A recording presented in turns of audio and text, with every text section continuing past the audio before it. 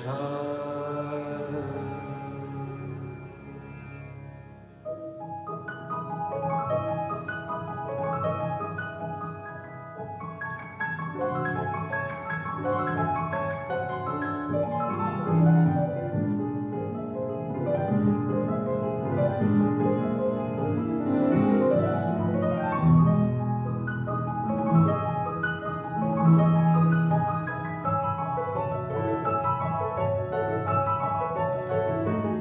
habla Rubén Cedeño, exactamente en Bodh-Gaya, teniendo como telón de fondo el árbol Bo y la stupa que conmemora el sitio donde el señor Gautama logró su concienciación.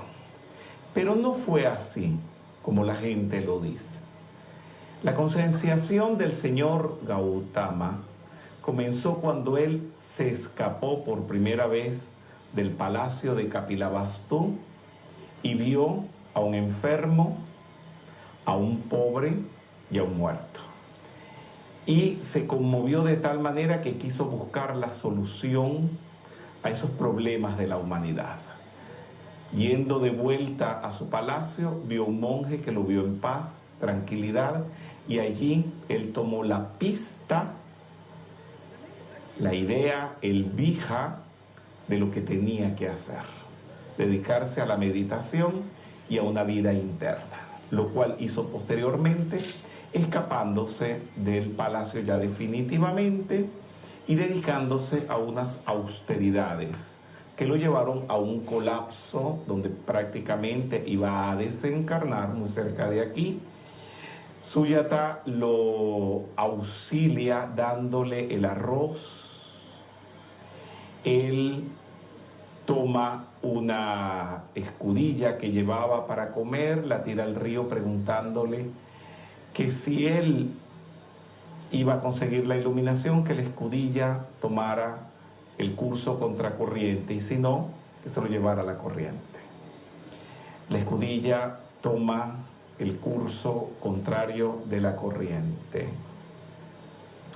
El señor Gautama decide, desde allí, era visible el árbol Bo que ustedes están viendo en este momento, y se viene hasta aquí.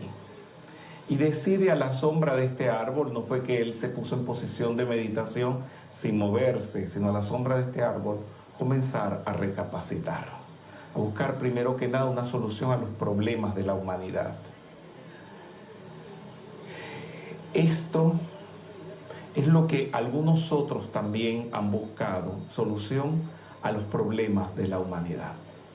Pasa aquí 40 días y 40 noches y en una luna llena de mayo, él se da cuenta de lo que tiene que hacer. Primero que nada se da cuenta de una gran verdad: la gente tiene problemas, la gente sufre. Segundo, que es posible resolver esto.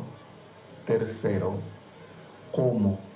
Cuarto, tomando el sendero del noble octuple sendero, valga la redundancia, que es pensando positivo, hablando positivo, actuando positivo, tener modos de ingresos positivos, meditando, dándose cuenta de las cosas, haciendo esfuerzo con todas las cosas. De eso es que él se da cuenta aquí de estos asuntos y percibe que la humanidad no necesita otra religión, que la humanidad no necesita otro credo, que la humanidad lo que necesita es usar los poderes internos que posee para resolver todas las situaciones inarmónicas de su vida.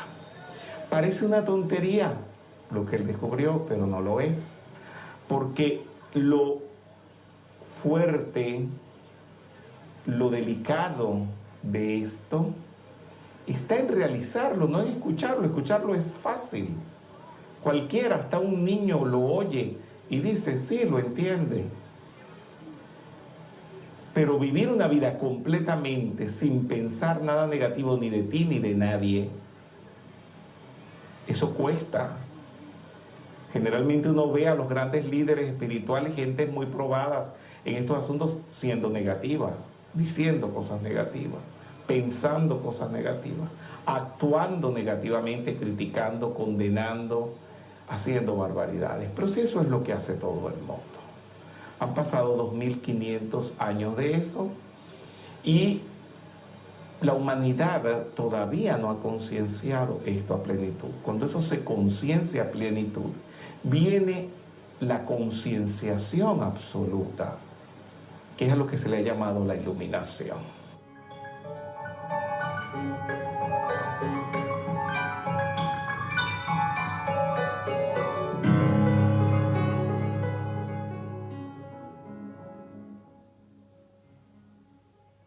La iluminación no es...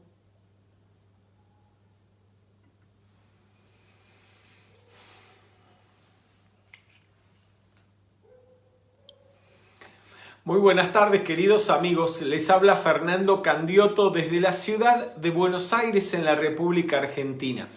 Son las 7:30 de la tarde y estamos iniciando la actividad que regularmente transmitimos todos los miércoles en este horario. Y venimos desarrollando desde hace ya algunas semanas la cátedra de Buddha Dharma.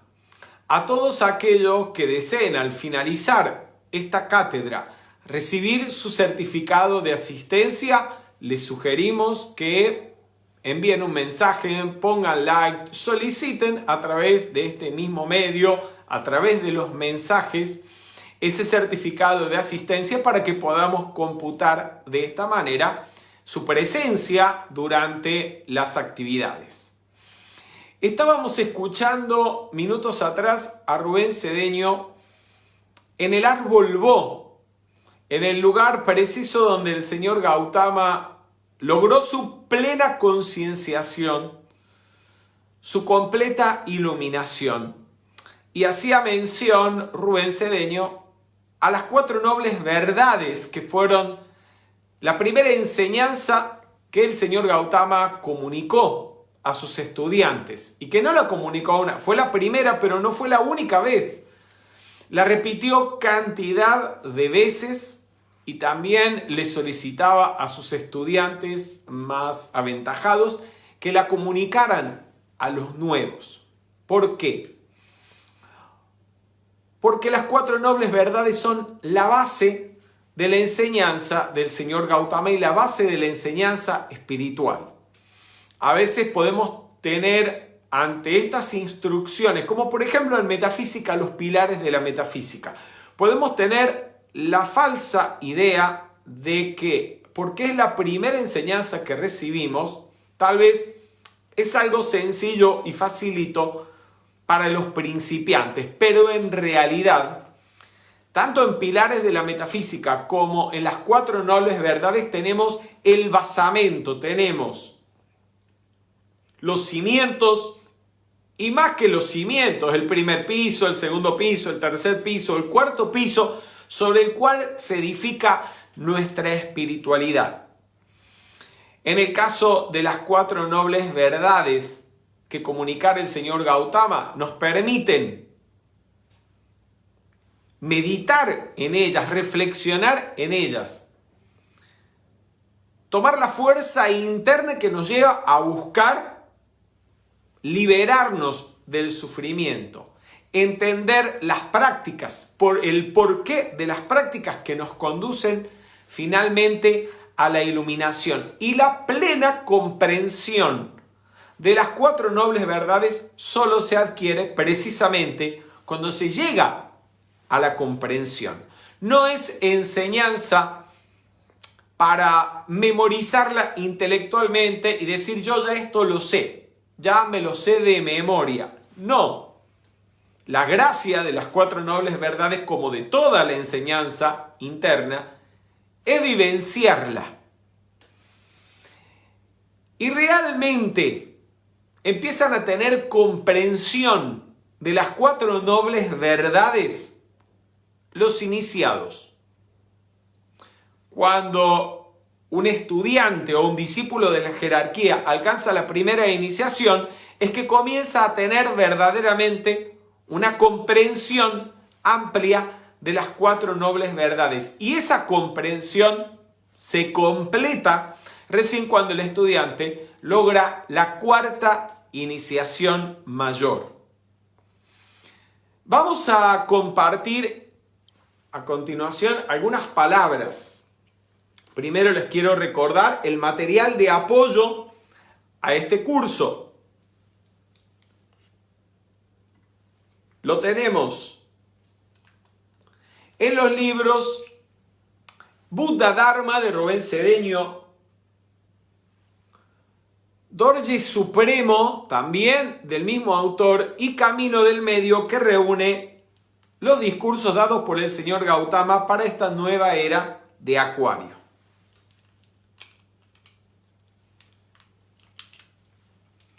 Bien, quería compartir con ustedes prácticamente para comenzar la actividad de hoy estas palabras que encontramos en el libro Decamaster de Rubén Cedeño. Decamaster de Rubén Cedeño es una compilación realizada por el autor de apuntes tomados a lo largo de su vida sobre las enseñanzas del maestro Yuval Kul, y también, por supuesto, reflexiones en torno a lo que el maestro Yuval Kul comunica. Y encontramos allí una mención a las 4 nobles verdades que dice así. En las 4 nobles verdades, Buda enunció la plataforma sobre la cual se sitúa el iniciado que ha recibido la 3ª iniciación. No desear nada para su naturaleza personal, liberándose así de los 3 mundos. Se lo voy a leer porque esto requiere hacerlo pausadamente y darle una explicación. Dice, en las 4 nobles verdades, Buda enunció la plataforma sobre la cual se sitúa el iniciado que ha recibido la 3ª iniciación. En otras palabras, gente, en las 4 nobles verdades, en su realización, no en su mera lectura, sino en la meditación, la reflexión y la realización de las 4 nobles verdades, tenemos el cumplimiento de los requisitos para conseguir la 4ª o para alcanzar la 4ª iniciación mayor, la iniciación de la crucifixión o la iniciación de Arhat. Y por eso el curso, la cátedra de Buddha Dharma, está incluida dentro del ciclo esotérico en los programas de estudio de la metafísica, porque es una lógica continuación a la cátedra de iniciaciones mayores, donde estudiamos los requisitos para la 1ª, la 2ª y la 3ª iniciación mayor. Los requisitos para la 4ª están en las enseñanzas del señor Gautama, y más específicamente en las 4 nobles verdades. En realidad, todo el resto de la instrucción que el señor Gautama comunicó a lo largo de 45 años después de su iluminación se desprenden de las 4 nobles verdades. Y lo vamos a ir viendo a medida que vayamos avanzando con este curso. Por lo tanto, es de primordial importancia que todos nosotros que estamos abocados en este momento a este estudio, prácticamente nos aprendamos de memoria las 4 nobles verdades, que reflexionemos y meditemos sobre ellas, porque eso es lo que nos va a permitir luego tener una comprensión, un entendimiento profundo y claro de todo el resto de la instrucción que el señor Gautama da o diera en sus diferentes discursos o sutras. Continúa en el libro Decamaster el autor diciendo, con su enseñanza y énfasis sobre el desapego, Buda preparó el camino para la iniciación de la crucifixión, es decir, para la 4ª iniciación. Las 4 nobles verdades no fueron un asunto que al señor Gautama se le ocurrió en frío. O sea, eso no fue que el señor Gautama se iluminó y dijo, bueno, ¿ahora qué le voy a decir a esta gente? Y entonces empezó a ilocubrar mentalmente qué era lo que podía decirles. No, en absoluto. Las 4 nobles verdades son el resultado de la vivencia y de la experiencia del señor Gautama a lo largo de toda una vida. Un proceso que comienza, como lo dijera Rubén Cedeño en su alocución, en el documental que acabábamos de ver en forma parcial. Ese proceso comienza cuando el señor Gautama sale del palacio de Kapilavastu para conocer la ciudad, la capital del reino que iba a heredar, y tiene los 4 encuentros por primera vez, un encuentro con la enfermedad, con la vejez, con la muerte y también con un renunciante, con alguien que se había dedicado a la vida espiritual. Allí comienza un proceso, es el primer contacto del señor Gautama con la primera noble verdad, la noble verdad del sufrimiento. Y eso lo impulsa a una búsqueda que va a culminar y se va a obtener la plena respuesta debajo del árbol Bo, donde se dice de alguna manera que durante su iluminación el señor Gautama tiene una percepción completa de estas 4 nobles verdades, que no son solamente, o más bien no son propiamente, una descripción que el señor Gautama haga de la realidad de la vida. Las 4 nobles verdades son un método para liberarse del sufrimiento. No para liberarse de un sufrimiento en particular o liberarse parcialmente, sino liberarse de todos los sufrimientos para erradicar la causa primera o fundamental del sufrimiento y de esa manera conseguir la completa liberación. Esos son las 4 nobles verdades, algo que debemos aplicar a diario en nuestra vida. Y vamos a ir tratando de reflexionar sobre ellas, sobre este mensaje, y viendo de qué manera las podemos aplicar para nosotros también, siguiendo el camino que el propio señor Gautama siguió, porque él siguió ese mismo sendero, podamos conseguir el mismo logro que él obtuvo. Y no para nosotros, sino para, al igual que él, poder compartirlo con el resto de los seres para que ellos también dejen de sufrir. Bien, vamos a recordar las 4 nobles verdades, que son: la primera noble verdad, el sufrimiento. La segunda, la causa del sufrimiento. La tercera, la cesación del sufrimiento. Y la cuarta, el sendero que conduce a la cesación del sufrimiento.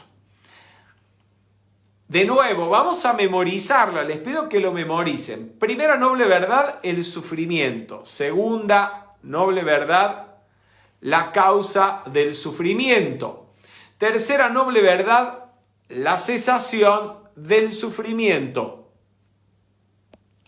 Y cuarta noble verdad, el sendero que conduce a la cesación del sufrimiento.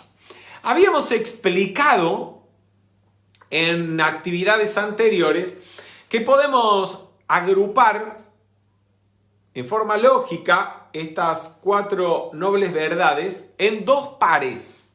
2 pares de causas y efectos. Empezamos por el hecho, por el efecto, que es el sufrimiento. Y por supuesto, la causa que le da origen a ese sufrimiento. Ahí tenemos un primer par. El segundo par es la cesación del sufrimiento. ¿A dónde queremos llegar? A liberarnos del sufrimiento. Que se agrupa con el sendero que conduce a la cesación del sufrimiento. Allí tenemos entonces 2 pares de causas y efectos que en forma tácita están exponiéndonos entonces el principio de causa y efecto que estudiamos en metafísica prácticamente desde el inicio, que el sufrimiento, como todo en la vida, tiene una causa, que las casualidades no existen, que todo es causa y efecto, que nosotros somos la causa de todo lo que nos sucede. Como les decía, las 4 nobles verdades no son una exposición teórica y estática de la verdad de la vida. Son un método práctico para liberarse del sufrimiento. Vamos a poner un ejemplo. Por ejemplo, para sanarse. ¿Cuál es el planteamiento de las 4 nobles verdades? Es este mismo. ¿Qué es lo primero que hay que hacer? Y les pido a ver si me ayudan. Sé que hay un delay, algunos segundos. ¿Qué es lo primero que hay que hacer para sanarse? Cuando una persona tiene un dolor, una afección, una incomodidad a nivel físico, ¿qué es lo primero que tenemos que hacer? A ver si lo sacan. Mientras me responden, voy saludando a algunas de las personas que están conectándose a esta transmisión, como Elina Rojas, por ejemplo, Adela Cáceres, desde Ecuador, Virginia Spinelli, Ana María Ruiz, Karina Mull, desde Rosario, en la República Argentina, Nidia Granados y Mariela Jerónimo, Celia Corona, Estela Vallejos, desde la ciudad de Corrientes, en la República Argentina. Esperanza Montealegre dice, lo primero es querer sanarse. No es lo primero, en realidad. Lo primero, muy bien, Rubén Benítez lo responde. Lo primero es reconocer que hay una apariencia. Lo primero es no evadir el hecho y darnos cuenta de que hay una apariencia. Lo segundo, lógicamente, es descubrir cuál es la causa de esa apariencia. Generalmente, en el caso de una apariencia de enfermedad, lo que hacemos es ir al médico o al hospital, donde realizan los estudios, los análisis si son necesarios, o al menos nos hace una serie de preguntas el médico para, a través de los síntomas, poder descubrir de qué se trata y conocer cuáles son las causas. Una vez conociendo las causas, viene el tratamiento. El tratamiento que el médico prescribe puede ser tomar ciertos medicamentos, hacer una dieta, guardar reposo, etc. Y si seguimos el tratamiento, eventualmente llegamos a la liberación de la enfermedad, es decir, a la completa salud. Tenemos el sufrimiento, la primera noble verdad. La causa del sufrimiento, la segunda, en el diagnóstico. La liberación del sufrimiento, que es lo que buscamos, recuperar la perfecta salud. Y el sendero que nos conduce a la liberación del sufrimiento. En este caso, la completa curación, que es el tratamiento. Ese es el planteamiento de las 4 nobles verdades. Díganme si hay algo más lógico que eso. Y de hecho fue lo que hizo el señor Gautama. Al descubrir el sufrimiento que padecía la humanidad, él no lo aceptó. Pero no aceptarlo no significa evadirse y decir no pasa nada, no pasa nada, no pasa nada. Eso es evasión. Eso no, y de hecho en la evasión hay una aceptación implícita, porque esa evasión viene por miedo a enfrentar algo. Por lo tanto, el que se evade está aceptando la apariencia. Él no la aceptó, él dijo, esto tiene que tener una causa y yo la voy a descubrir. Y salió a buscarla, pasó 7 años reflexionando, meditando, hasta que finalmente debajo del árbol Bo descubrió cuál era la causa del sufrimiento. No de uno, de todos. Consiguió la liberación al realizar el nirvana. Y cuando comunicó el sendero, lo que comunicó es lo que él había hecho para conseguir la liberación del sufrimiento.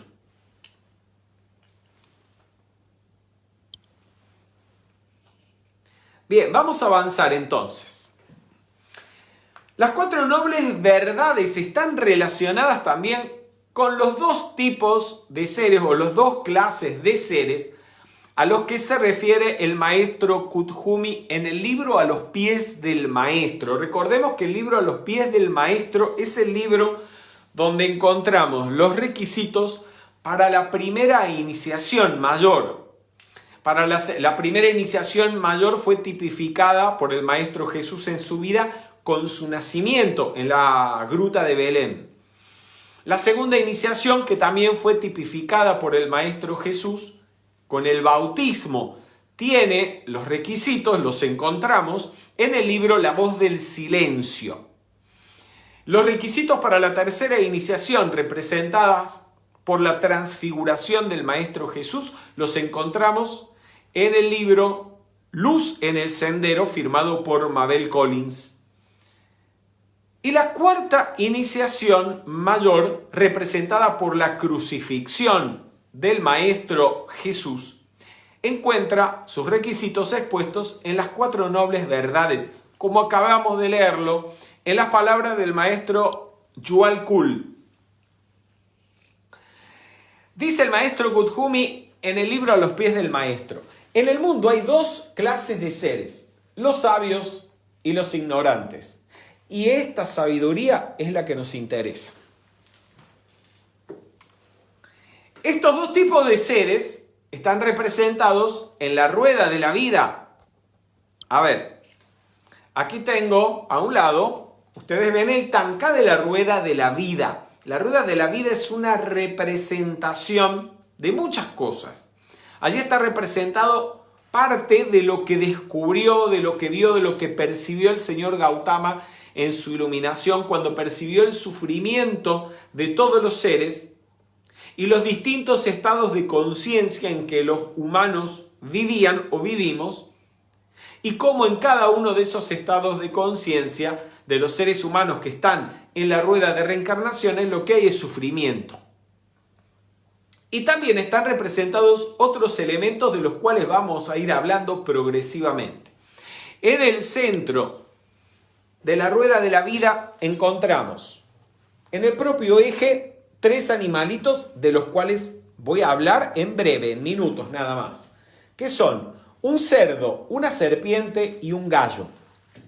Pero inmediatamente después encontramos un círculo dividido a la mitad, donde vemos un semicírculo negro oscuro de un lado y un semicírculo iluminado del otro. Esto representa precisamente a los seres, a los sabios y a los ignorantes, a los que se refiere el Maestro Kuthumi.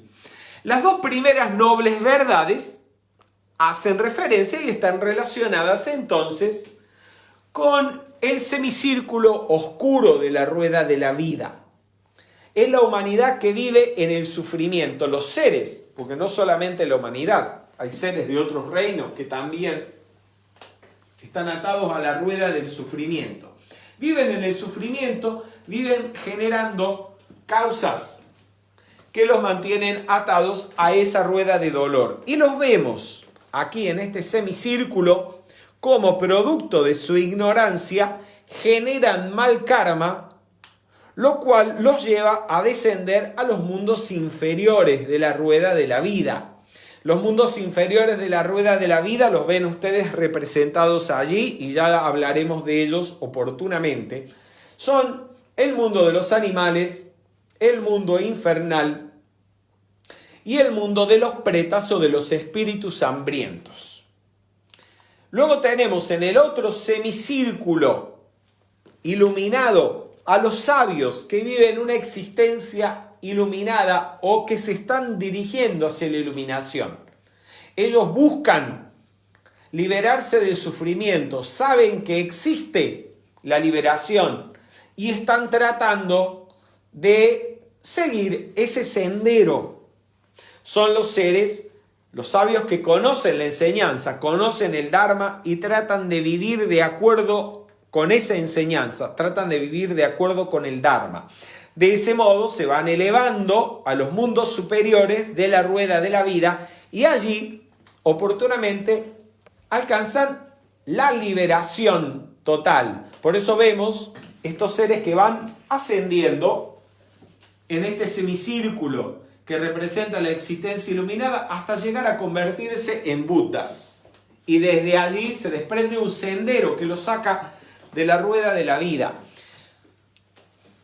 Y el karma positivo que van desarrollando les permite encarnar en estados de conciencia superiores o en los mundos superiores de la rueda de la vida, como el mundo de los humanos, el mundo de los semidevas y el mundo de los devas. Bien, vamos a ver entonces la primera noble verdad. La primera noble verdad del sufrimiento está descrita o explicada en estos términos por el señor Gautama. Comienza diciendo en el discurso de la puesta en marcha de la rueda de la enseñanza: cuando se nace, se envejece, se padecen enfermedades y se muere, se sufre. Allí tenemos un primer nivel de sufrimiento que podemos decir un sufrimiento físico o un sufrimiento que está casi implícito en el hecho de tener un cuerpo físico. Cuando una persona nace con un cuerpo físico, lo único seguro es que tarde o temprano va a desencarnar, va a dejar ese cuerpo físico.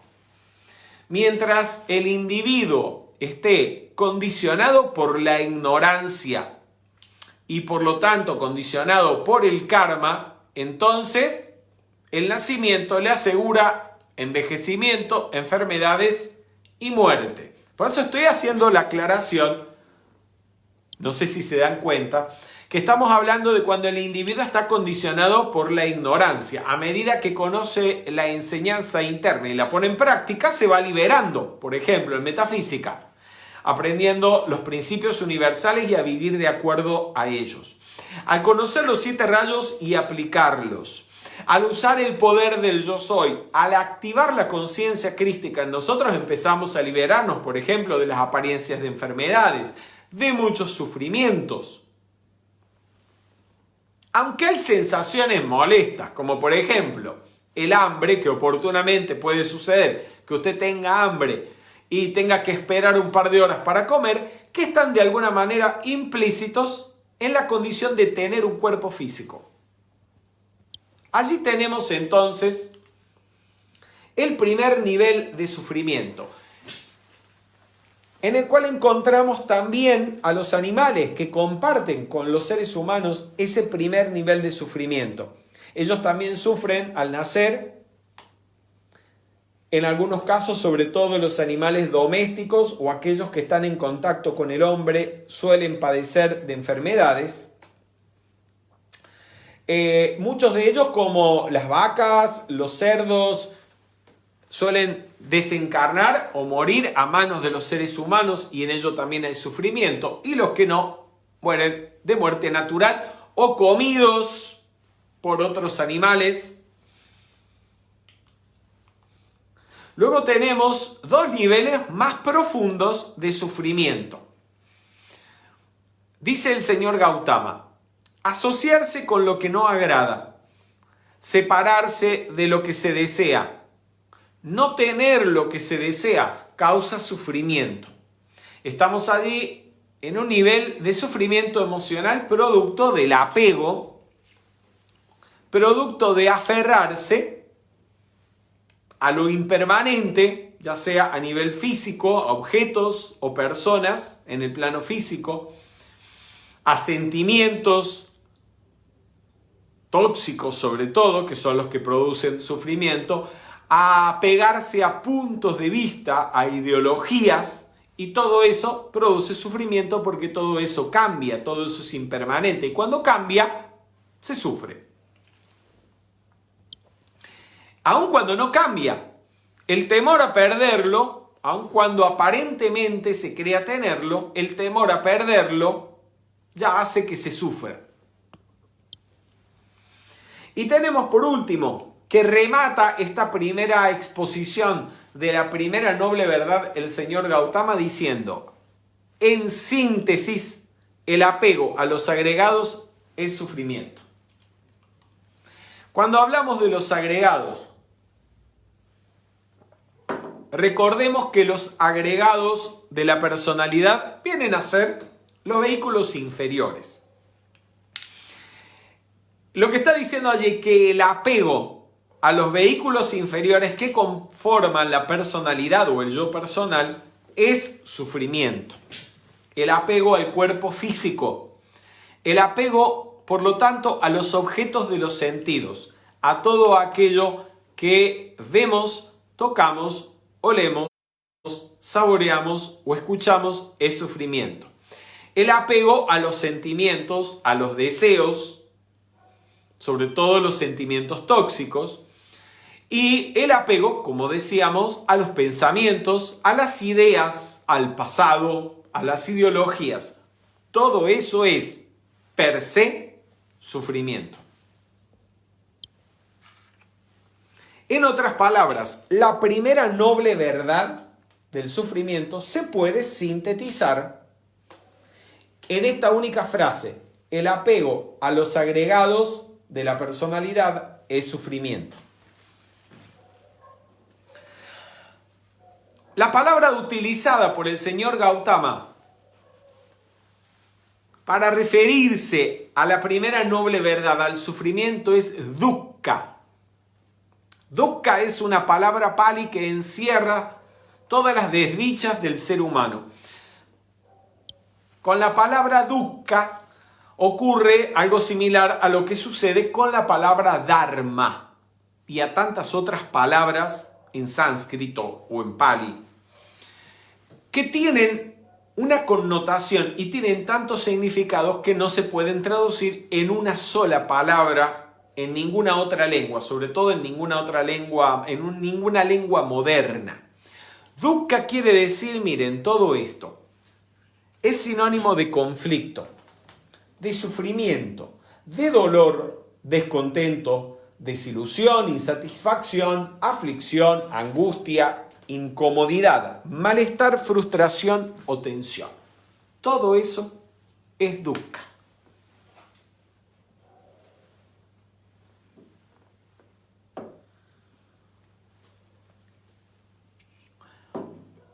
Y como hablamos previamente, el señor Gautama en el momento de su iluminación percibe en los diferentes planos de conciencia a los seres que están atados a la rueda de la vida o a la rueda de reencarnaciones, que están atados a la impermanencia, a la transitoriedad, y ve que todos ellos son sujetos de dukkha o sujetos del sufrimiento, están sufriendo.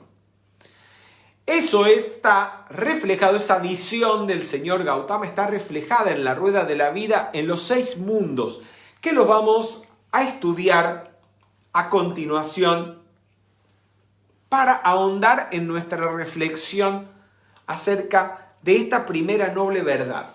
Tenemos el mundo de los animales, es uno de los mundos inferiores de la rueda de la vida, donde vemos animalitos de distintas especies. Esos animalitos de distintas especies no son necesariamente los animales en sí, aunque podría incluirlos, sino más bien los seres humanos que viven más o menos como animales, y ya vamos a hablar de ello.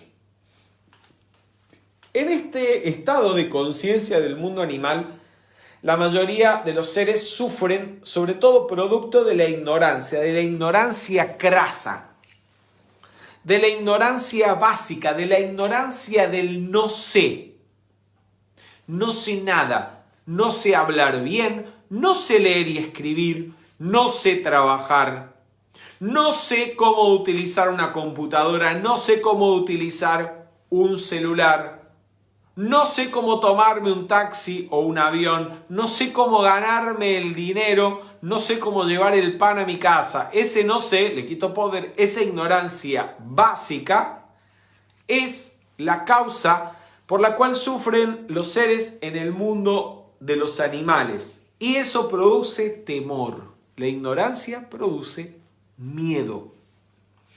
¿A qué seres humanos encontramos en ese mundo? Sobre todo a la gente más pobre que sufre carencias básicas, productos del karma que han generado en el pasado, producto de la propia ignorancia en la que viven, Y los quiero llevar a una reflexión. Mucha de esta gente vive en condiciones por debajo de nuestros animales domésticos. Yo tengo una gata en casa. Se llama Chiara. Se llama Chiara Victoria Arévalo Candiotto di Medici. Di Medici en broma, ¿no? Pero la gata tiene documento de identidad. Hay seres humanos que no lo tienen. Mi gata tiene un veterinario, es decir, tiene un médico. Y ella regularmente va a su médico. Hay seres humanos que no tienen ni cobertura médica, ni atención médica. Y desencarnan o mueren o sufren por esa carencia. Mi gata come alimentos balanceados. No tiene ni que trabajar para comer, solamente hacernos algunos cariños y algunos mimos y con eso basta. Tiene una vida de reina que muchos seres humanos en el mundo desearían.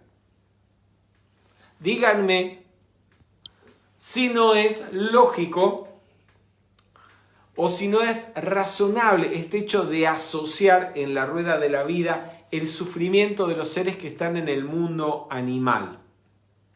Sí, dicen, Judith dice qué linda la gatita y también Jimena Beris. Pero también me gustaría que todos ustedes vieran con el mismo cariño y el mismo afecto con el que ven a sus animales domésticos, a esta gente que vive en estas condiciones y que necesita una mano para salir de allí. Vamos todos juntos a decretar. Dios está conmigo y me protege. Dios en mí todo lo sabe. Precisamente en cada uno de estos mundos de la rueda de la vida hay un Buda que está de pie, iluminando ese estado de conciencia, ayudando a esos seres a salir de allí. Y el Buda que se encuentra en el mundo de los animales lleva en su mano un libro como diciéndole a los seres que allí habitan que a través del estudio, a través del conocimiento, a través de la sabiduría es que van a liberarse y van a poder elevarse a un mundo superior. Bien, tenemos luego el mundo infernal. En el mundo infernal vemos toda una serie de escenas de personas que padecen todo tipo de tormentos o suplicios, que ni los vamos a describir. Se parece mucho a las imágenes que uno encuentra en Europa, que se pintaban durante el medioevo, representando los mundos infernales, igualitos a los suplicios que uno ve allí. Entonces, en el mundo infernal se sufre la falta de desarrollo de la conciencia crística o de la conciencia iluminada, se manifiesta en este mundo como ira, rabia o enojo. ¿Qué quiere decir? Que estos seres han caído en ese mundo infernal. La gente que vive en un infierno producto de esto, que han sido víctimas de su propia ira, de la rabia, del enojo, y eso los ha conducido a generar mal karma y han aparecido en esa situación, han caído en una misma vida o en una vida siguiente en esta condición tan deplorable. ¿Quiénes están allí? La gente que vive en zonas en las que se padecen apariencias de guerra, le quito poder. La gente que vive situaciones de violencia continua, violencia familiar, violencia social, violencia de género. Aquellos que están atrapados o presos en una cárcel, o los que generan causas para terminar algún día detrás de las rejas. Toda esa gente está viviendo un infierno, estén o no dentro de las rejas. ¿Qué más infierno imagina usted que vivir situaciones de violencia social, de violencia familiar? Todo esto podemos empezar a transmutarlo y a salir de él decretando. Vamos todos a decretar también para irradiar esta armonía a todos esos seres que viven estos infiernos en su vida. Yo soy la armonía de mi mundo emocional. Yo soy imperturbable. Y allí también hay un ser iluminado con una antorcha llevando luz a los seres que allí se encuentran. Luego tenemos un tercer mundo inferior en la rueda de la vida, que es el mundo de los pretas o espíritus hambrientos. La falta de desarrollo de la conciencia crística se manifiesta en este mundo como codicia y malignidad.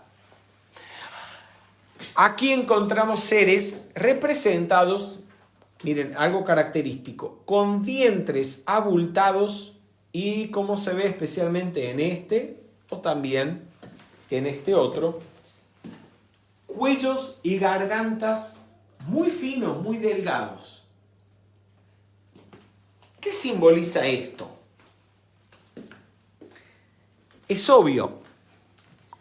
Tienen hambre, tienen sed, pero no pueden satisfacerlos. Son los seres que tienen intensos deseos que los lleva a la codicia, al apego, pero no pueden satisfacer estos deseos y se sienten frustrados. Ellos se encuentran allí víctimas de su mal karma y entonces sufren por la codicia y la malignidad. Y han caído, de hecho, allí a causa de su codicia, de su malignidad. ¿A quién hallamos en este loca o en este mundo de los espíritus hambrientos o de los pretas? Encontramos, por ejemplo, a los aduladores que rodean a personajes famosos o ricos o poderosos de la política, del mundo del espectáculo, incluso del mundo de la espiritualidad o de la religión o del mundo del arte. Como dice Moria Kazan, para quienes nos están viendo desde otro país, desde otros países, es una artista, una vedette, una artista muy conocida, que es una señora ya de cierta edad, pero llegó de joven, era bellísima. De hecho fue Miss Argentina, si no me equivoco, por allá al inicio de los años 70. Moria Kazan dice que muchos hombres se han colgado de sus tetas. Ella tiene un vocabulario así muy explícito, podríamos decir. ¿Qué quiere decir? Se cuelgan de su fama, se cuelgan de su dinero para subir. Son los arribistas en todos los ámbitos, gente. Los que no dudan en criticar, en traicionar, en pisarle la cabeza a los demás, en serrucharles el piso a otros para quedarse con lo que a otros les corresponde. Esos son pretas. Los perezosos, por no decir los vagos, los flojos, que quieren vivir sin trabajar, conseguir las cosas sin hacer ningún esfuerzo. Y son también los vampiros emocionales, esa gente que gusta de vivir dando lástima, que gusta de reclamar afecto y atención de los demás y que si no la recibe se vuelve un demonio, acusa a todo el mundo de malos, de egoístas, cuando nadie es más egoísta que ellos. Ay, perdón, Raúl, que la conoce bien, me dice: Moria nunca fue Miss Argentina. Entonces, lo que leí alguna vez fue un error. Gracias por la aclaración, Raúl. Entonces, vamos todos juntos a decretar esto y a proyectarle a toda la gente que vive en ese estado de conciencia esta afirmación: no tengo por qué codiciar lo ajeno, pues yo también puedo tenerlo. Gracias, Padre. Muy bien, vamos ahora al mundo de los humanos. Ya aquí entramos en los tres mundos superiores de la rueda de la vida. El mundo de los humanos, que es el mundo, podríamos decir, de la gente promedio de cualquier época de la historia de la humanidad. La gente que tiene un karma relativamente bueno, vive más o menos tranquila y tiene la invaluable posibilidad, oportunidad, si la aprovecha, de alcanzar la iluminación, de seguir una vivencia espiritual, porque su buen karma le da la posibilidad, más allá de que probablemente una gran masa no lo aproveche. Los humanos que habitan en este estado de conciencia, por falta de desarrollo de conciencia crística, entonces sufren a causa de la pasión, del apego y del orgullo. ¿Qué es de lo que sufre la mayoría de la gente? Por eso, fíjense, aquí lo que vemos es gente realizando tareas más o menos normales. Sembrando, pastoreando.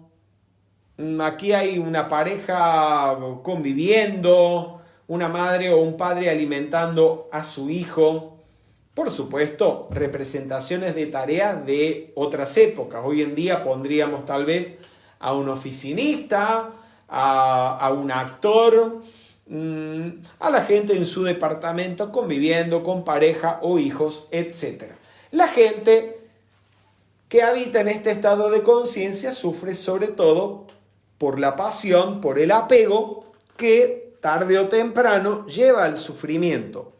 Cuando nuestros sentimientos no obtienen la respuesta, no son correspondidos, por ejemplo, por una persona amada. O cuando el ser amado, sea un hijo, sea una pareja, sea un amigo, se va a vivir lejos de nosotros o desencarna, y la impermanencia de la vida nos separa. Gente, olvídense de Moria Kazan, no se los puedo mencionar, presten atención a la actividad, por favor. Podemos, si estamos sufriendo por apego y amor pasional, afirmar: yo soy libre de todo apego y amor pasional. Gracias, Padre. Llegamos así al mundo de los semidevas. El mundo de los semidevas es el loca o el estado de conciencia donde la falta de desarrollo de la conciencia crística se manifiesta como envidia, desunión, separatividad y traición. En este plano se considera muy importante, por ejemplo, conseguir bienes, conseguir títulos, lograr fama. Todo esto para el yo personal. Y esto conduce, lógicamente, a la competencia. En la búsqueda de fama, en la búsqueda de poder, puede ser poder político, por ejemplo, o el poder que da el dinero. En la búsqueda de reconocimientos para el yo personal, se entra en la competencia con otros que buscan lo mismo. Si somos aventajados y hemos conseguido la fama deseada, el poder deseado, viene el temor a perderlo, a que alguien nos lo quite o a que alguien nos supere en la competencia. Si no lo hemos conseguido y hay otros que nos aventajan, está el sufrimiento de la envidia, el sufrimiento de la codicia.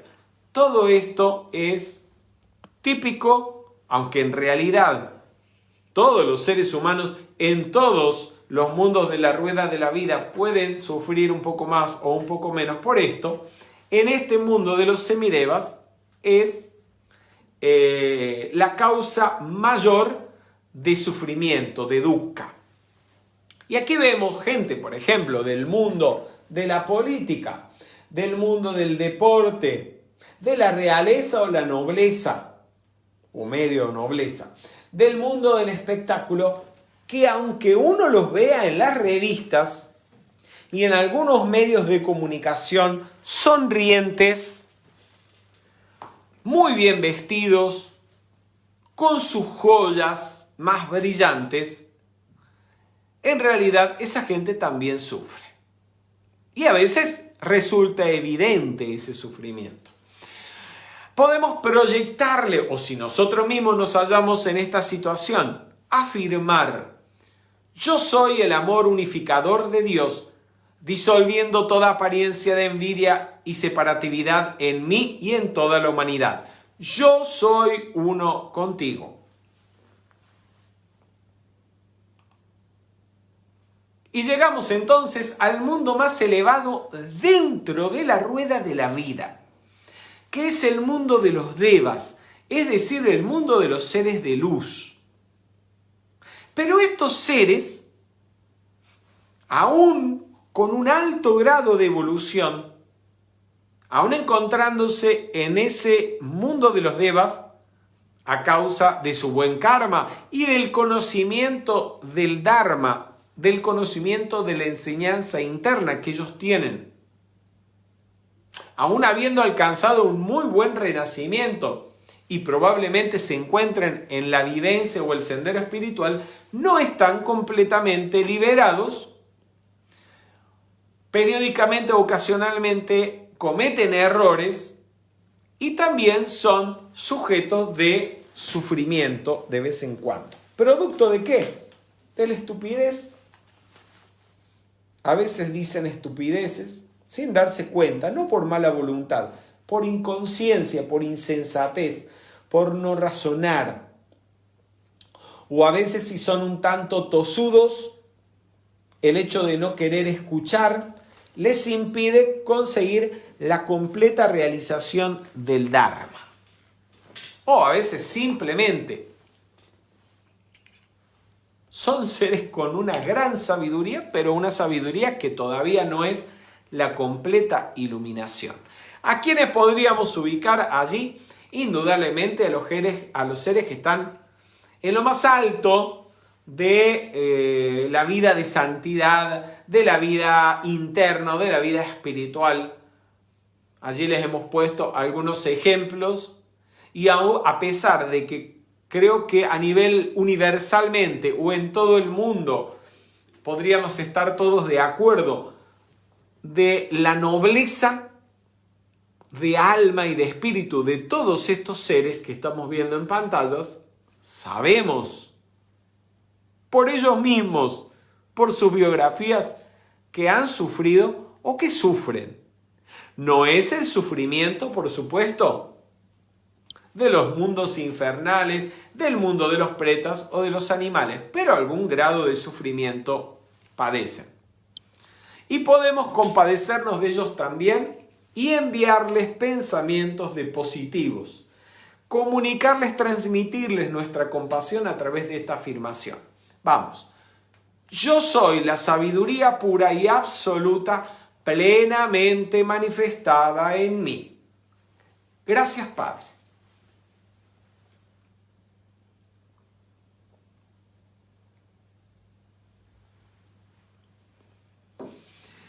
Concientizar entonces el sufrimiento, esta primera noble verdad, ese sufrimiento en el que viven los seres en todos los mundos de la rueda de la vida. Y concienciar nuestro propio sufrimiento en los diversos niveles, ya sea a nivel físico, ya sea a nivel interno, a causa de los apegos, a causa de los deseos egoístas, a causa de los rechazos. Reflexionar sobre esto nos lleva a la segunda verdad, a buscar cuál es la causa de nuestro sufrimiento. La mayoría, si no todos los que están conectados en este momento, en esta transmisión, aún los que llegan por primera vez, hemos buscado un libro de metafísica, nos hemos acercado a una charla buscando respuestas. ¿Respuestas a qué? A la causa por la cual sufrimos. ¿Por qué me sucede lo que me sucede? ¿O cómo me libero de lo que me está haciendo padecer? A eso nos referimos. Y así llegamos a la segunda noble verdad, que es la causa del sufrimiento. El señor Gautama, en su primer discurso o conversación pública, la puesta en marcha de la rueda de la enseñanza, que a propósito les quiero recordar, lo encuentran ustedes en el libro Buddha Dharma, si no me equivoco, en la tercera sección, Enseñanzas del señor Gautama, completamente en castellano, en palabras sencillas, para que todo el mundo las pueda entender, porque esto lo tiene que entender todo el mundo. Y de hecho, no es difícil de entenderlo. La cuestión es vivir de acuerdo a ello, porque eso es lo que produce cambios. El memorizar la información intelectualmente no sirve de nada. Dice el Gautama, es el deseo que produce el estar encarnado, que acompañado con placer y pasión encuentra siempre nuevas satisfacciones, sea aquí o allá. Entonces, ese deseo al que se refiere el señor Gautama como la causa del sufrimiento es el deseo que está condicionado por la ignorancia. Si vamos profundizando, vamos a encontrar que la causa base o la causa raíz del sufrimiento, que es la que da origen al deseo negativo, al deseo egoísta, que a su vez genera mal karma, es en realidad la ignorancia. Pero al tratar el deseo, entonces, el señor Gautama describe 3 tipos de deseo, o 3 niveles de deseos. Tenemos primero el deseo por los objetos de los sentidos y los sentimientos agradables que surgen, producto del contacto de los sentidos con los objetos de los sentidos. Todo esto conduce al apego. Y entonces, cuando hay apego, se sufre cuando eso a lo que estamos apegados se pierde o se termina, o diría más, cuando no logramos conseguirlo y obtenerlo. Y esto puede incluso conducir a acciones negativas para conseguir o para conservar lo que se desea. Tenemos como ejemplo concreto de este deseo que es causa de sufrimiento, que es el deseo por los objetos de los sentidos, desde el niño que sufre porque se le ha roto su juguete. La persona que sufre porque no puede tener o no puede comprar o cree que no puede comprar o tener la ropa que desea, la joya que quiere, el automóvil que le gustaría o la suma de dinero que quisiera. O aquel que siente su corazón roto porque desea el amor de alguien y ese amor no es correspondido. Todos ellos están sufriendo y la causa de ese sufrimiento está en este nivel de deseo. El deseo por los objetos de los sentidos. Luego tenemos el deseo por la existencia, que es el que lleva a renacer con todo lo que ello implica. Que implica nacer, enfermarse, envejecer y eventualmente desencarnar. Sí, gente. Los seres humanos, uno de los grandes motivos por los cuales los seres humanos reencarnamos o volvemos a la Tierra es porque queremos volver. Queremos volver a tener un cuerpo físico para poder fumarnos el pucho que no podemos dejar porque vale más que la vida misma. O porque no podemos dejar el alcohol o no podemos dejar la droga. Pero no nos vayamos ni al alcohol, ni a las drogas o el cigarrillo que todos sabemos que nos hacen daño. No podemos dejar la comida, no podemos hacer dieta. Mi gata, le pongo galletitas, su alimento balanceado y come su alimento balanceado y nada más. Que tiene todo lo que ella necesita para estar saludable y todos los días come lo mismo y no se aburre.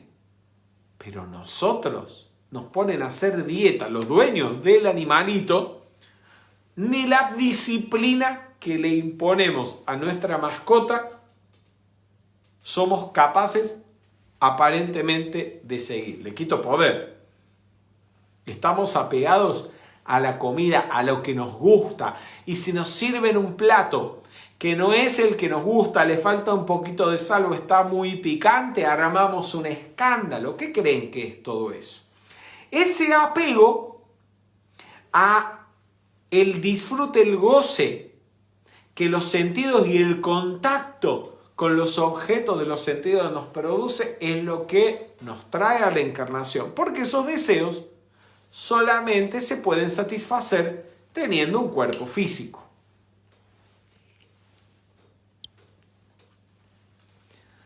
Muy bien, y hay un deseo que es terrible, que es el deseo por la no existencia, que es el deseo destructivo que lleva a algunos seres al suicidio o al asesinato por gusto, por placer, o en una forma más suave a acabar con lo que no gusta. Y les estoy poniendo allí una imagen que representa a Angulimala. No sé si han oído hablar de Angulimala.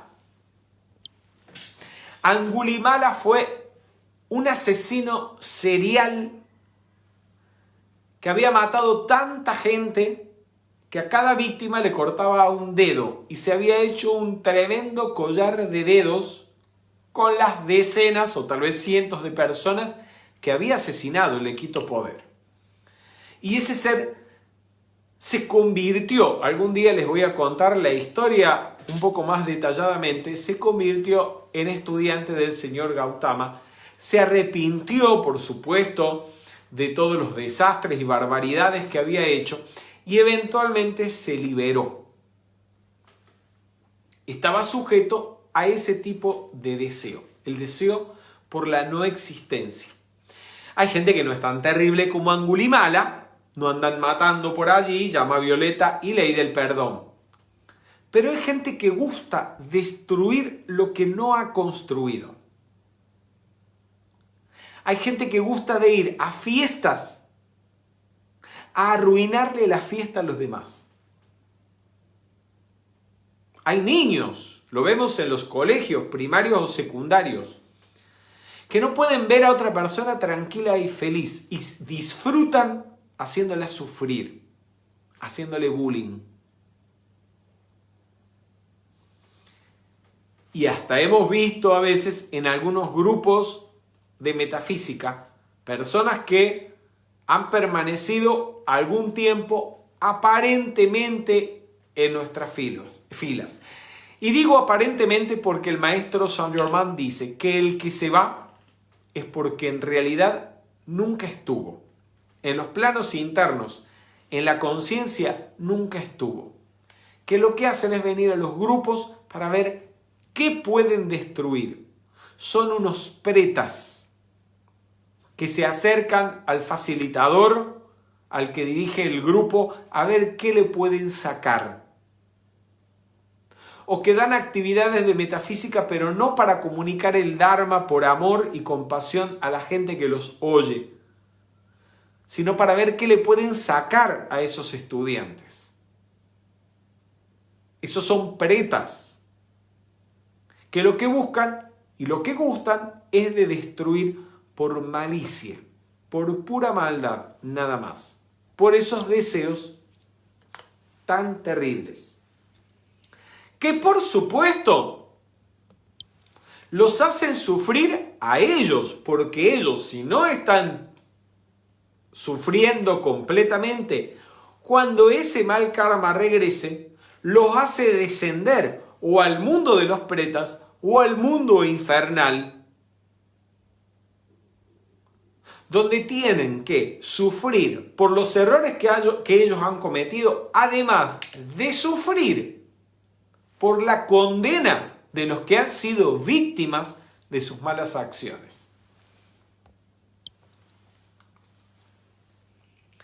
Muy bien, la causa del sufrimiento está representada en la rueda de la vida de diversas maneras, por lo menos en 3 niveles. Es interesantísimo. Miren, aquí ustedes ven en el tanka de la rueda de la vida, ya les mostramos que están representados los 6 mundos, donde en cada uno de esos estados de conciencia los seres están padeciendo por diversos motivos, digamos motivos inmediatos. Pero la causa de esos sufrimientos están representados en 3 secciones de la rueda de la vida, en cada una de ellas en forma más detallada y profunda. La primera la encontramos en el eje mismo de la rueda de la vida, en el centro, en el círculo central, donde vemos 3 animalitos, un cerdo, una serpiente y un gallo. Estos tres animalitos que están mordiéndose la cola unos a otros, dando a entender que forman un círculo vicioso, representan la ausencia de las cualidades de la llama triple, la ausencia de conciencia crística. Me dices dónde, ya te voy a decir dónde. Está exactamente aquí. Es el eje que pone en movimiento la rueda de la vida.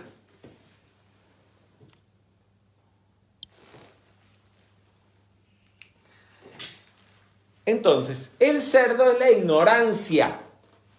Representa la ignorancia o la ausencia del rayo dorado. Es obvio porque el cerdo, imagínense, gusta de vivir en el barro y cree que el barro es lo mejor que hay. Él cree que vivir en el barrio es la vida ideal, el palacio. El gallo representa el deseo egoísta, ese deseo al que hace referencia el señor Gautama cuando habla de la causa del sufrimiento, que es la motivación egoísta, negativa, dañina, que genera el mal karma. Es la ausencia del rayo azul. Y la serpiente es el rechazo. En el rechazo podemos incluir el odio, la envidia, la codicia, los celos, la maldad en sí misma, que son la ausencia del rayo rosa. Y todo eso tenemos que ir transmutándolo por medio del desenvolvimiento de los tres aspectos primordiales de la llama triple o de nuestra conciencia crística, que son la voluntad, la sabiduría y el amor. Vamos todos juntos a decretar: yo soy el amor, la sabiduría y el poder en perfecto equilibrio. Gracias, Padre.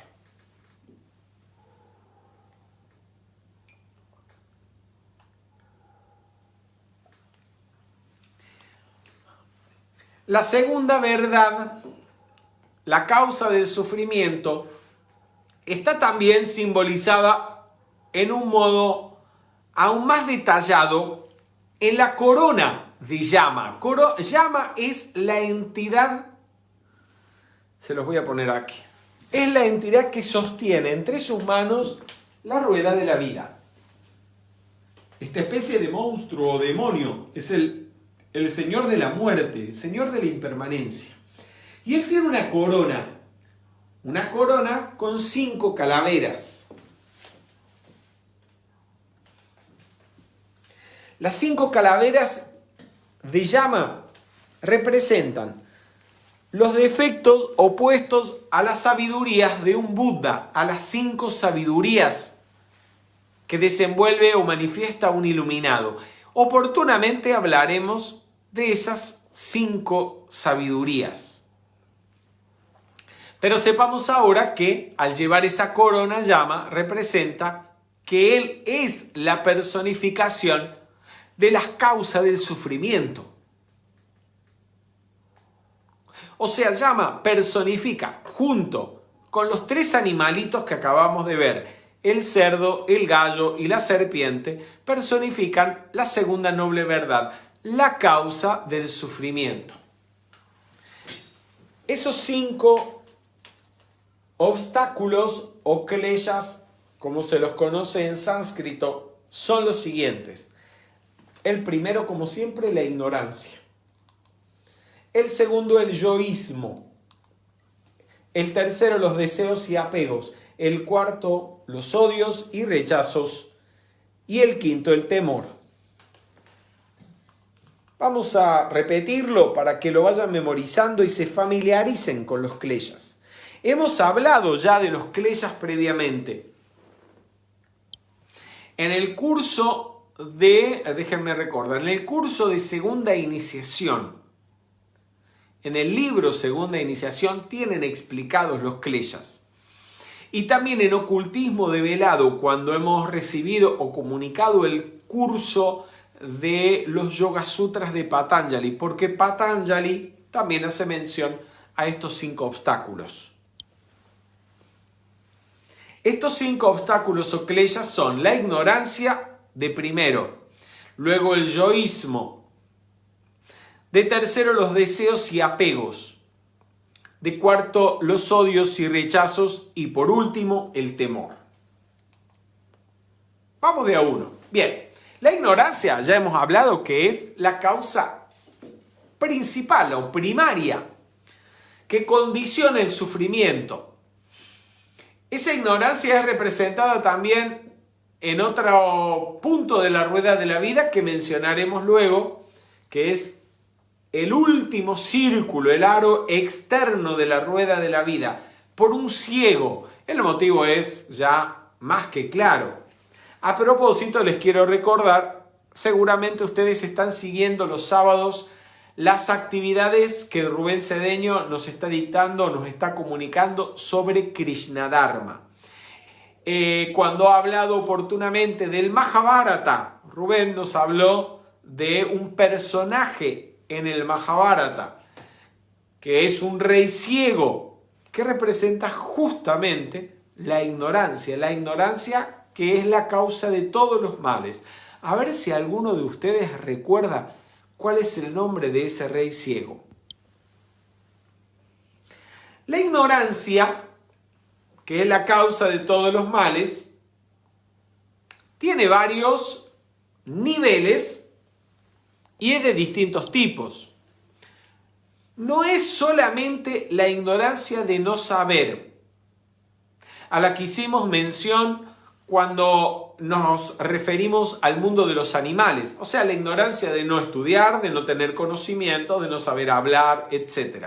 O de no saber leer, escribir, hacer un trabajo.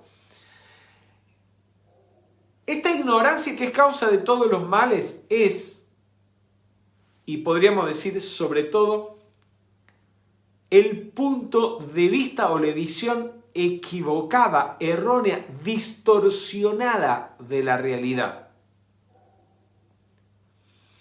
Y es un grado de ignorancia terrible. ¿Por qué?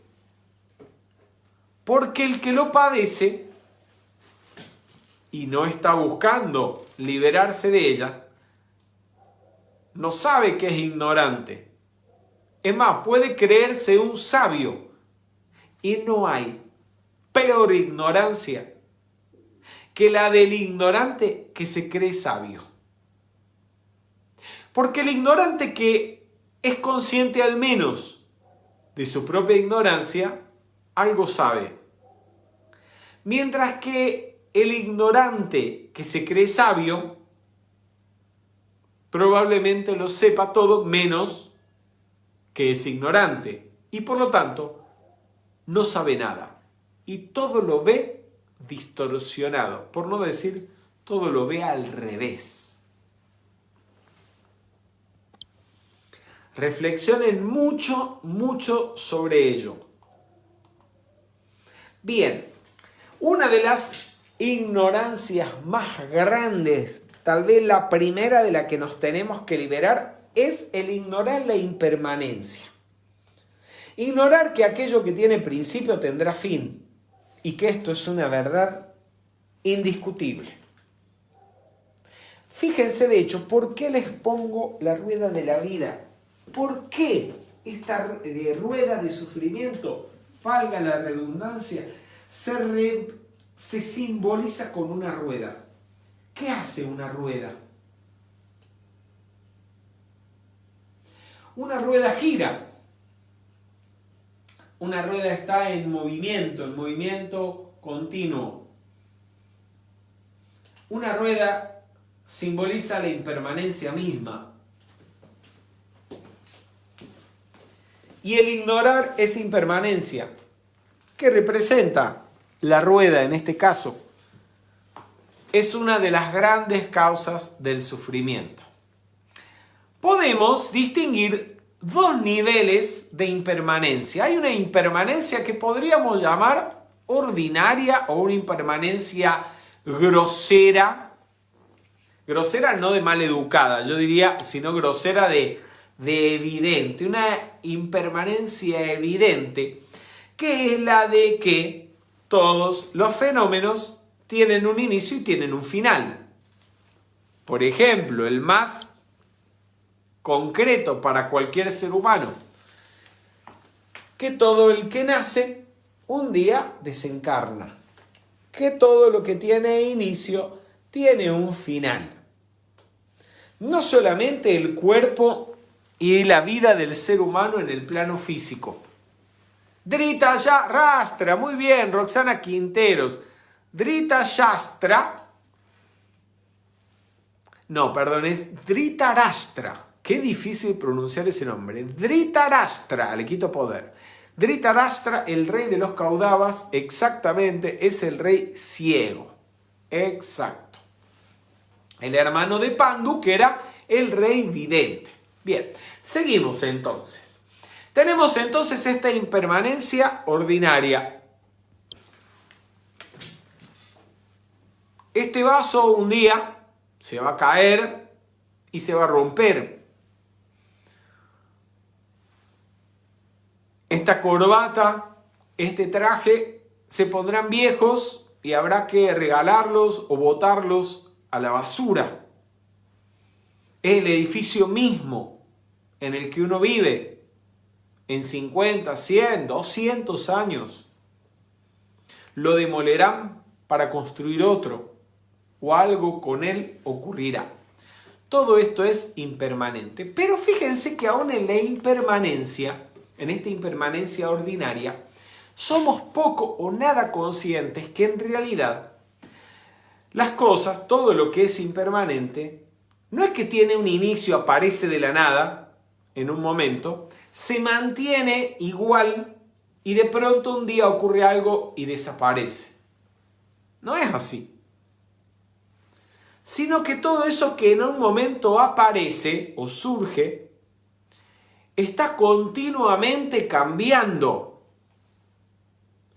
Y su desaparición, o su final, o su muerte, es una consecuencia de todo ese proceso de cambio.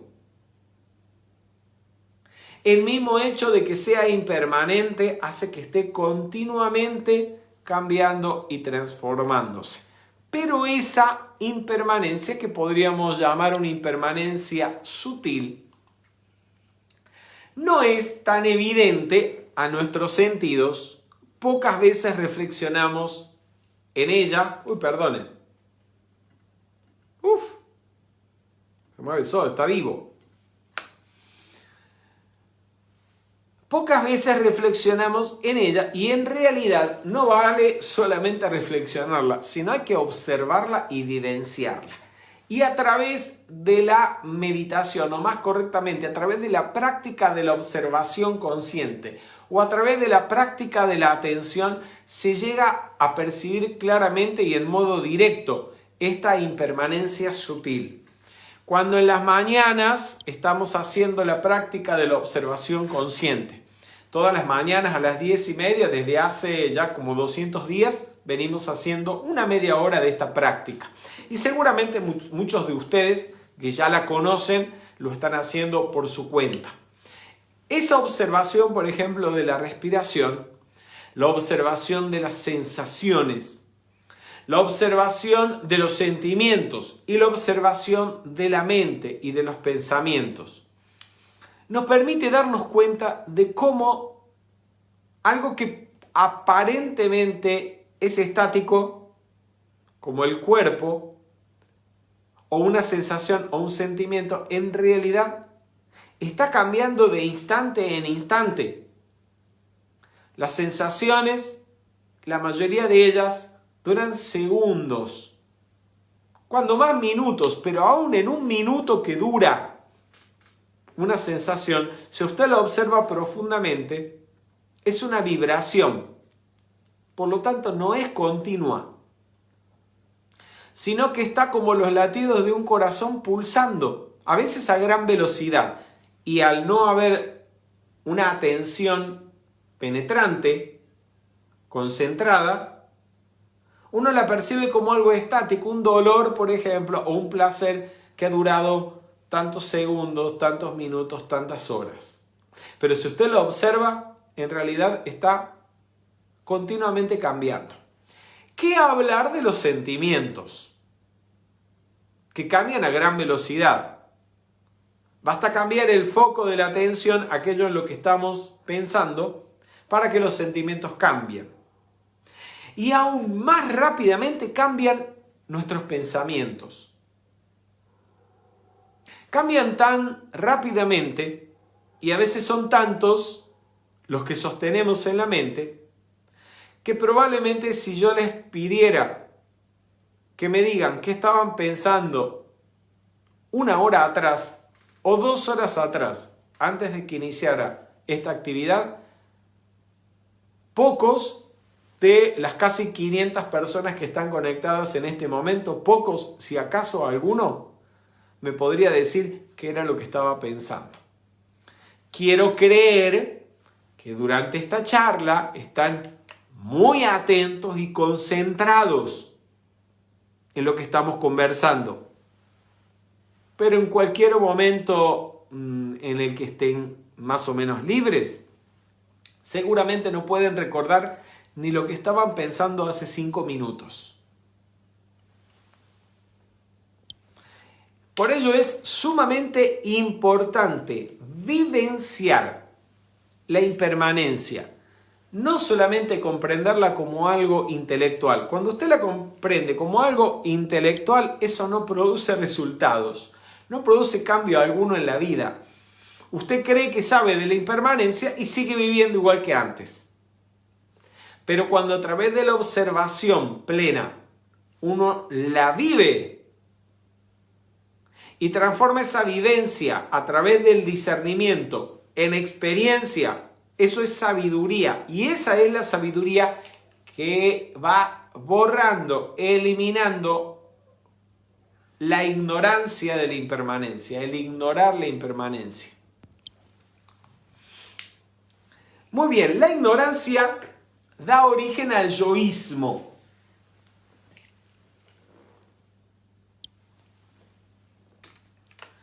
Como no estamos atentos y no observamos la impermanencia de nuestro cuerpo, hagan un ejercicio. Tomen las fotografías, un álbum de fotos y vean cómo se veía el cuerpo 6 meses atrás, 1 año atrás, 5 años atrás, 10 años atrás, 15 años atrás. Y van a ver que el cuerpo está en continuo cambio. No cambia en 1 año.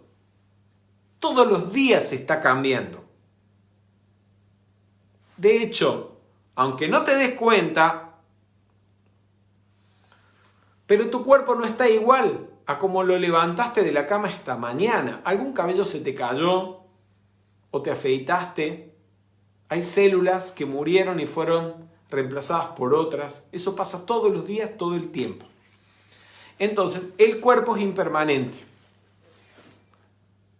Las sensaciones son impermanentes. Los sentimientos son impermanentes. Los pensamientos son también impermanentes. Y sin embargo, a todo ello, al conjunto, le atribuimos existencia. Le atribuimos ser un yo. Y creemos que somos eso. Eso es yoísmo.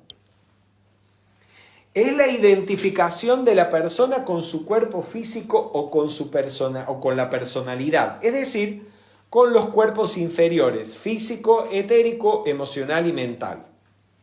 A causa de la ignorancia surge la falsa creencia en un yo personal y en la existencia permanente de las cosas. Esa falsa creencia en que somos una personalidad, somos un cuerpo, una mente, somos los sentimientos y los deseos que percibimos o que vivenciamos. Hace a su vez surgir el tercer klesha o el tercer obstáculo, que son los deseos, y el deseo conduce al apego. El creernos un yo personal separado de otros yo, de otras personas que vemos o que percibimos a través de los sentidos como separadas de nosotros, lo cual ya veremos en su momento, es también una ilusión. Hace surgir el deseo o considerar importante el deseo de enriquecer. al yo personal. Cuanto más tengo, más soy. Más dinero tengo, más soy. Más años tengo, más soy. Más fama tengo, más soy. Un nombre más importante tengo, más soy. Si esta personalidad es de cierta nacionalidad, es más importante. Así que si soy extranjero, veré la forma de conseguir esa nacionalidad para ser alguien. Y así comenzamos a adquirir, o mejor dicho, a creer que adquirimos cosas. No solamente cosas físicas, incluso creemos adquirir virtudes, capacidades, conocimientos, que llamamos lo mío o el para mí. Y todo esto fortalece la idea de un yo. A su vez, esos deseos y esos apegos ya son causa de sufrimiento. Porque cuando el deseo no se puede satisfacer, produce desilusión, tristeza, o en la competencia por adquirirlo podemos generar sentimientos de rechazo hacia terceras personas, odio, envidia, competencia, malicia. Y así surge el cuarto klesha u obstáculo, que son los odios y los rechazos. Y estos entonces, a su vez, los odios y los rechazos mueven al individuo a la acción negativa que genera mal karma y van a ser causa de sufrimiento. Y esos odios y rechazos que surgen a causa de los deseos y los apegos. ¿Por qué? Porque los odios y rechazos pueden surgir, por ejemplo, hacia una persona o situación que sea un obstáculo para satisfacer nuestro deseo. Si queremos conseguir el amor de una persona, pero tiene otro pretendiente, odiamos, rechazamos, envidiamos a ese pretendiente. Si un compañero facilitador de metafísica tiene más estudiantes y queremos ser el que más estudiantes tenga, entramos en competencia con él, lo envidiamos, sentimos celos. Todo eso es rechazo, todo eso es odio. Y el odio y los rechazos, con la palabra rechazos incluimos a todos los sentimientos negativos, del tipo que sea, porque todos ellos contienen una cuota de rechazo hacia algo o hacia alguien. La envidia, rechazo hacia la persona o a la condición de otra persona. Los celos, igualmente. Todo esto conduce al temor de que ocurra eso que rechazamos. A temor a perder lo que creemos nuestro. Temor a no conseguir lo que esperamos o lo que deseamos. Y este es el quinto klesha. Y también encontramos representada en la rueda de la vida esta segunda causa del sufrimiento, como ya les mencionara anteriormente, en el círculo externo de la rueda de la vida, donde vemos 12 escenas que simbolizan a los 12 nidanas. Los 12 nidanas o eslabones de la cadena de originación dependiente, también conocida como cadena de causación.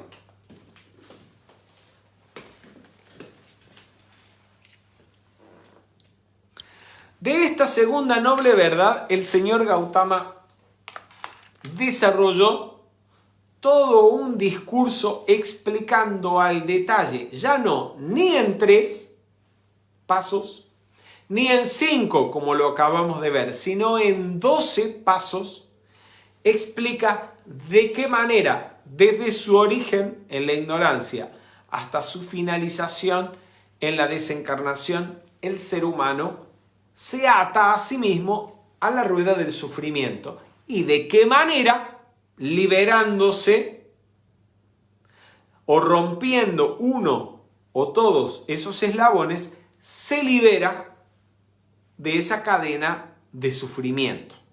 Oportunamente, en una actividad que le dedicaremos, vamos a hablar sobre los 12 nídanas y la cadena de originación dependiente o cadena de causación. Eso es todo un discurso que se desprende de la segunda noble verdad.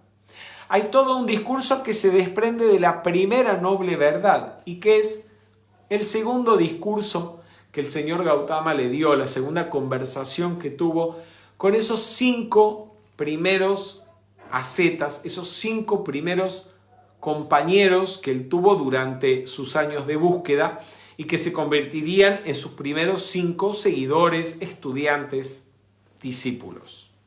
El segundo discurso es un desarrollo de la primera noble verdad. Imagínense cuántas veces, al leer en algún libro, rápidamente, las 4 nobles verdades, o ver enumerados el noble óctuple sendero, son poquitas palabras, las memorizamos rápido y dijimos, esto ya me lo sé.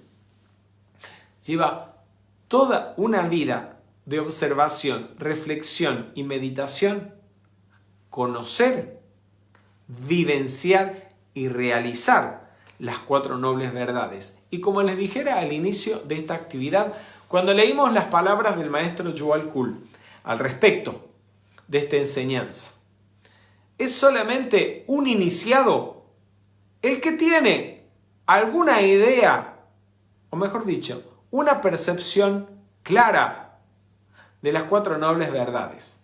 Hasta que estemos desenvolviendo, al menos en algún grado, conciencia búdhica, todo esto es mera información intelectual. Pero para que no se quede allí y un día empecemos a realizar esto, tenemos que primero conocerlas de memoria y día a día reflexionar y meditar en ellas. Meditar en ellas con los ojos cerrados cuando hacemos nuestra práctica de observación y meditar en ellas ante toda circunstancia que se presente en la vida. Muy bien, amigos. No sé si tendrán alguna pregunta, o si tienen alguna pregunta, iré viendo entre todo lo que han escrito allí. Mientras tanto, les voy recordando que van a encontrar, van a poder profundizar en todos estos temas. Perdonen que prendí, creo, ahí está. Van a poder ir reflexionando en estos temas y van a encontrar material de apoyo en los libros Buddha Dharma de Rubén Cedeño, Dorje Supremo del mismo autor y también en Camino del Medio del señor Gautama. Allí les dejo las páginas web en las cuales ustedes pueden hacer contacto, ya sea con los distribuidores que hay en las distintas ciudades, países, barrios donde vivimos. También los datos de la editorial si desean pedir los libros impresos, físicos. También la página para acceder a los libros electrónicos o ebooks. Bien, alguien estaba preguntando por aquí acerca de la llama violeta. Vamos a ver.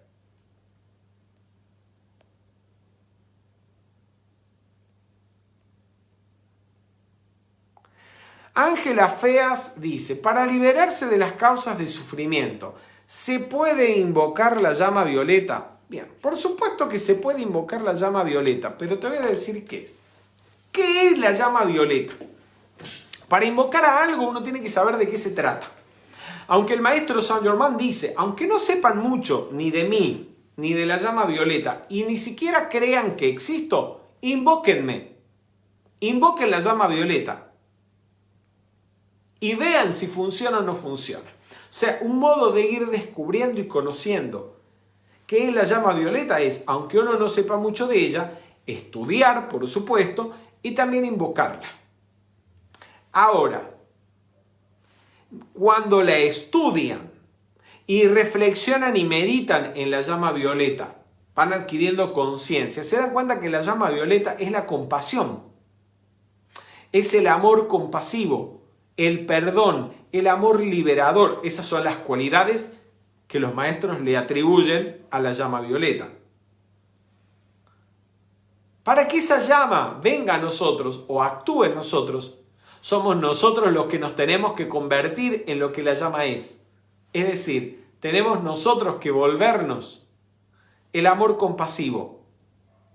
Nos tenemos que volver el amor liberador, el amor que libera a los demás, el amor perdonador, que lo perdona todo. Es más, que ni siquiera se ofende, no llega a ofenderse porque es el perdón en sí mismo. No sé si alguna vez han reflexionado en eso.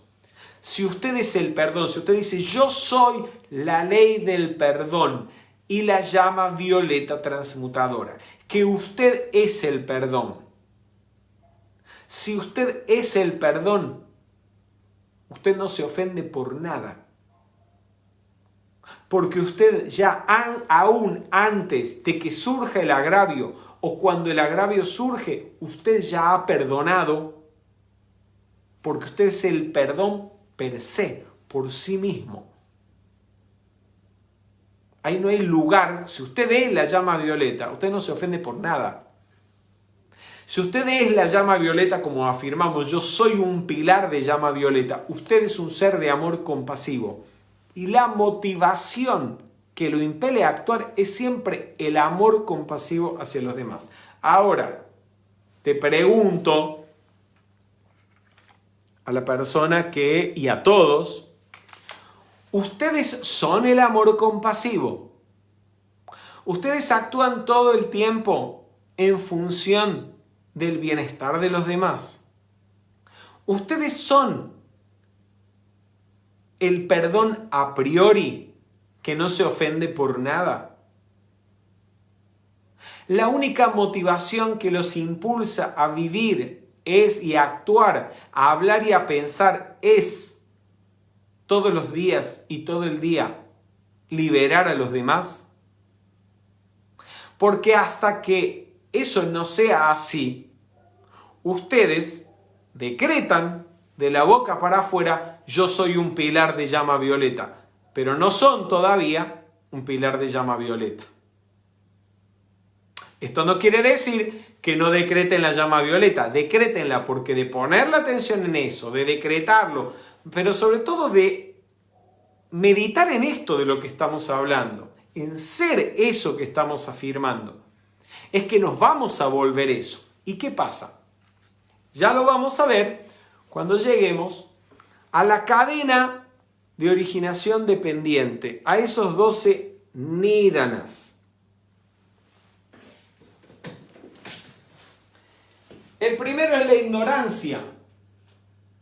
La ignorancia de creer que estamos separados de los demás, de que hay un yo que está separado del resto de los yo, cuando en realidad nada de eso es así y es producto de la ignorancia. Empezando por la ignorancia de creer que hay algo permanente en los vehículos inferiores. Esa ignorancia es la negación de la compasión, es la negación de la unidad, que nos llega a vivir para esa personalidad, en competencia y profundizando la separación con los demás, profundizando el egocentrismo en uno mismo. Y ese egocentrismo, ese yoísmo, nos impulsa a actuar egoístamente pensando en nosotros, lo cual es la negación de la llama violeta. Si usted de verdad se convierte en la llama violeta, si usted de verdad se vuelve un ser de amor compasivo y su motivación es liberar por amor a los demás, como nos pone Saint Germain a decretar, usted rompe con la cadena de originación dependiente y no solamente transmuta un sufrimiento particular, usted se ilumina y se convierte en un Buda. Queridos amigos, muy buenas noches y muchas gracias. Volvemos a vernos con todos, con el favor de Dios, el próximo miércoles para continuar con este curso de Buddha Dharma. Y para aquellos que nos están acompañando diariamente con la práctica de la observación consciente, espero que hoy se hayan dado cuenta de algo más de hacia dónde va dirigida la práctica de la observación consciente. No es nada más una práctica de meditación para relajarse o para sentirse mejor. Es mucho más que eso. Muy buenas noches y muchas gracias.